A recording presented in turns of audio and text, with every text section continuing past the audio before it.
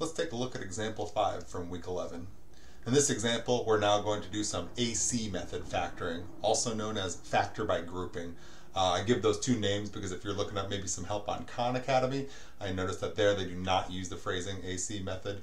They use the phrasing of factor by grouping, which is a sensible name in this setting right here. So just so that you know, those two things are equivalent. That's what we're looking to do here. How do we know that that's the technique that we want to use in each of these two examples? Well, what I'm seeing here, the thing that makes this really difficult for me are these coefficients that aren't just 1. What I really like when I'm factoring is just x squared sitting out front, and we don't have that here. 12x squared, 6x squared. We did run into this scenario though in our very first example, I believe. Let's see here. Example 3, we ran into this scenario in our third problem in example 3. We had that coefficient, leading coefficient of 3 out front. But in that scenario, we saw each of the terms had a coefficient of 3, and so we were able to, or had a factor of 3, so we were able to factor it out. But in this case here, I have a coefficient of 12, but these two aren't divisible by 12. I have a coefficient of 6, but these two aren't divisible by 6. So unfortunately, it looks like we're stuck with this 12 and with this 6. And that's what's going to make this problem a little bit harder than the previous ones. So the good news is that our AC method factoring starts the same way as our traditional quadratic factoring starts, which is we would like to make a product pair list. In this case, we'd like to make a product pair list not just for the C term, but the reason it's called the AC method is because we want A times C to make our product pair list. 12 times 3 in our case is going to be 36. Positive 36 is what we're looking to make our product pair list for. I'm noticing again, all of my quadratic terms are positive, means that all of my product pair possibilities are also, I only need to consider positives here. So our product pair list for 36, 1 and 36, 2 and 18, 3 and 12, 4 and 9, 6 and 6. We are looking to choose the pair. All of these pairs multiply to 36. We would like to select the pair that adds to 13. Same as with our quadratic factoring before. We can see that 4 and 9 is going to be the pair that's going to do this for us. So I'd like to use 4 and 9 to help me decompose this. Now is where things start to deviate a little bit from our previous example. Now what I'd like to do is I would like to rewrite 13x using the numbers 4 and 9. So the way that I'm going to do this is I'm just going to rip apart 13. I'm going to rewrite this guy as 12x squared plus 4x plus 9x plus 3 equals 0. And what's important to see here is that this 4x plus 9 term is the exact same as my 13. All I've done is just ripped 13 apart. What I didn't know was the special way that we need to rip it apart so that this factors nicely. How did we know? Well, we made our product pair list and made our appropriate selection. So I'm confident that 4 and 9 is the product pair that we wanted. That's why I made the choice to rewrite 13x as 4x plus 9x. Now we're going to do 2 layers of factoring. That's why this is called factor by grouping, because there are a couple different factoring methods used here.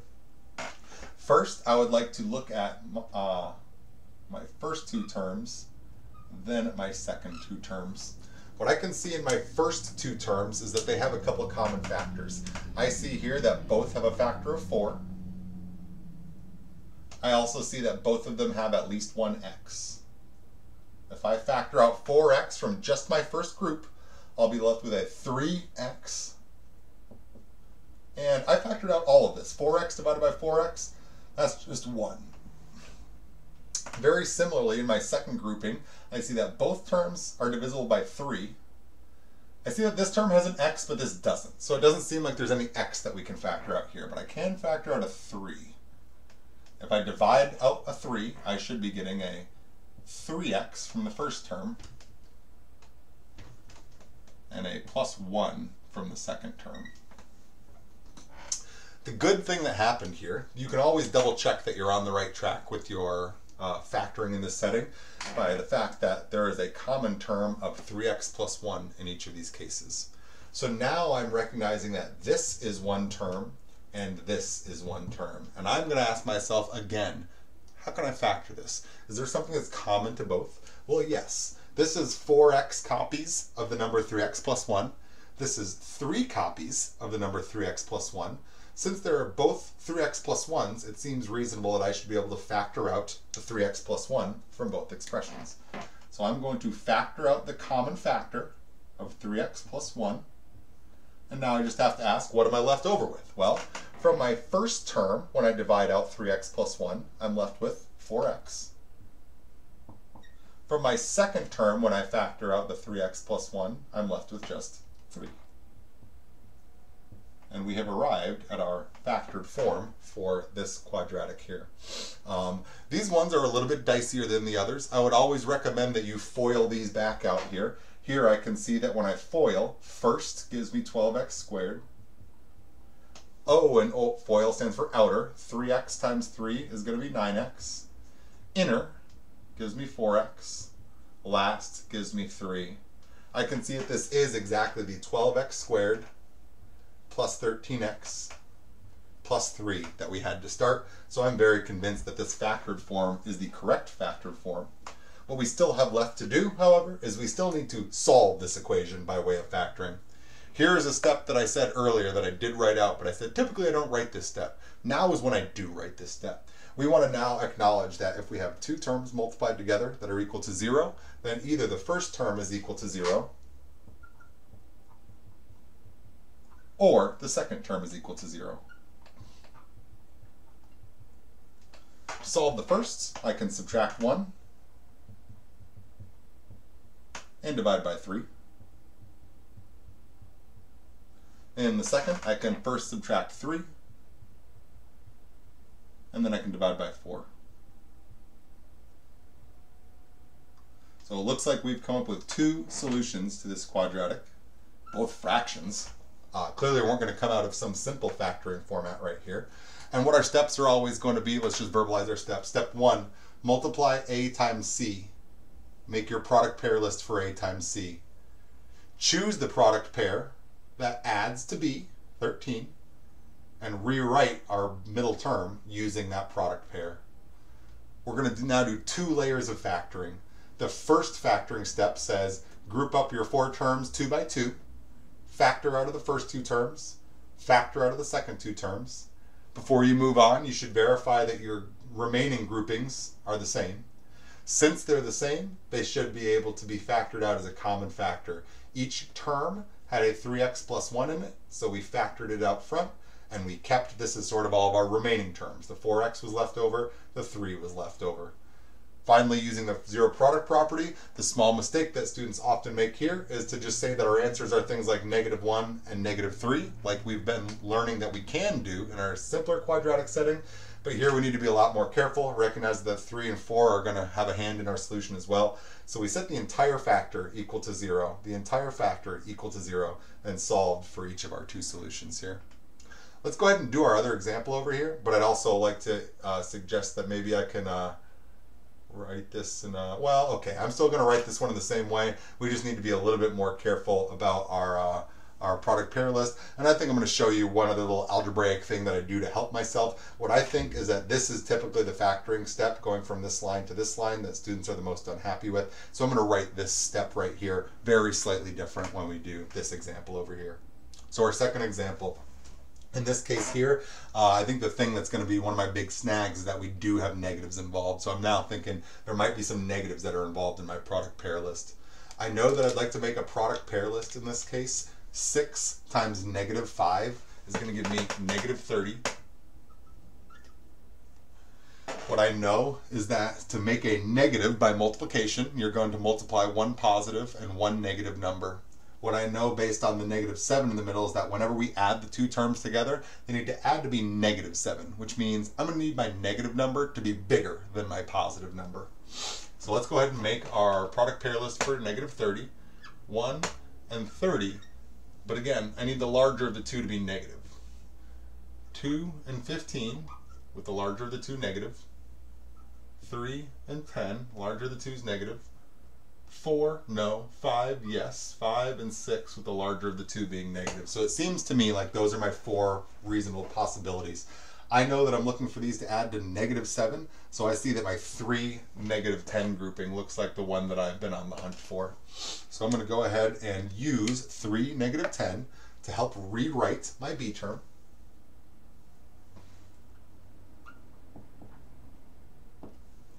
So I can go ahead and do a plus 3x, a minus 10x minus 5 equals 0. And I'm going to stop and say something else about this one real quick. Notice in this case, when I rewrote my negative 7x as a 3x minus 10x, I actually could have totally written this guy right here as negative 10x plus 3x. This order right here doesn't really matter as long as we keep the signs associated with each one. I could have written it either way. I do want you to know it does work out no matter what, whichever way you do it, but I often like to think about which terms are going to group up better with which terms. I typically like to think that 3 likes to hang out with 6 more than 10 likes to hang out with 6. I think that these two kind of have a little bit more of their essential qualities related to each other. So in this case, I sort of chose that I wanted the 3x here and the negative 10x here instead of vice versa. I'm also noticing, by the way, negative 10 and negative 5, those are definitely buddies when it comes to factoring. 3x and 5, not necessarily so much. But again, you'll get the same answer. It doesn't matter what order we do this, but I typically do stop and say to myself, do I want the 3 to hang out with the first term, or do I want the 10 to hang out with the first term? Stuff like that. So I do usually make a choice, but the choice never matters. So don't worry too much about our ordering right here.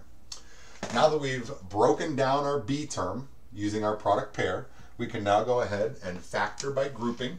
We're going to group up the first two terms, and we're going to group up the second two terms. Notice, really importantly here, I was very careful with my blue marker, and I did include that negative inside of this little bracket right here. Don't lose your signs. These signs belong to these numbers. In my first grouping here, it looks like I have a common constant of 3. It also looks like each term has at least one x in it, so I'm going to factor out a 3x. What am I going to have remaining? Well, 6 divided by 3 is 2. X squared divided by x, there's only 1x left over. 3x divided by 3x is just 1. Here's our first factoring. In the second grouping, I have a negative 10x and a negative 5. So I'm going to say to myself, what constant is common to both? Well, both of them have a factor of negative 5. And when I divide negative 10x by negative 5, I get a positive 2x. When I divide negative 5 by negative 5, I get a positive 1. So now is where I want to write this very slightly different than the previous examples. What I typically find is that students feel a little bit less comfortable doing their last step of factoring from right here. So what I'm going to do is this. I'm going to rewrite my middle term here. I'm going to say, let's let a be 2x plus 1, just to make this feel nicer to us here. Now I can write this as 3xa minus 5a equals 0. And if I were now to tell you to factor this, I think that everybody feels way more comfortable saying, oh hey, common factor of a, let's go ahead and factor out that common factor of a. But what was a really? A was really 2x plus 1.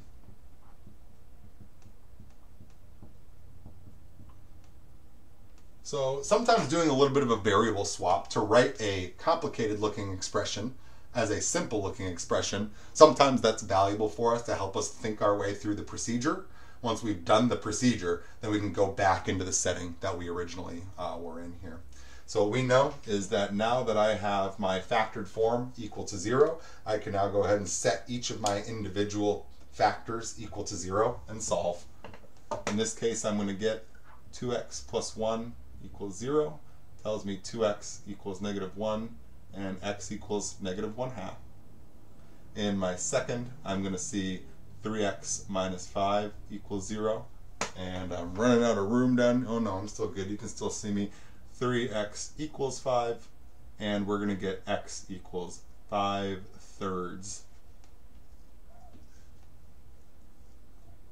as our second solution. So it looks like we did find our two solutions associated with this quadratic. Again, it's up to you if you would like to create this extra variable to help you out with your factoring right here.